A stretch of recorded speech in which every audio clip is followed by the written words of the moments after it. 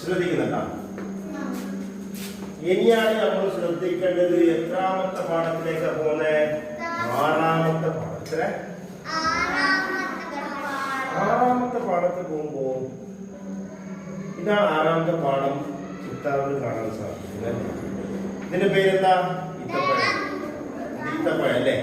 അറബിയിൽ ഇതിനെന്താ പേര്? തമ്പ്രൂന്നിന്റെ പേര് അറബിയിൽ പറയും അല്ലേ? എല്ലാവരുടെ പേരിൽ ഇതുണ്ടാ?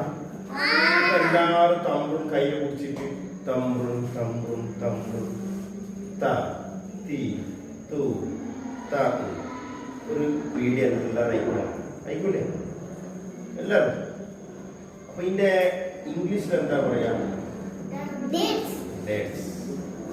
കന്നഡത്തിൽ എന്താ പറയും?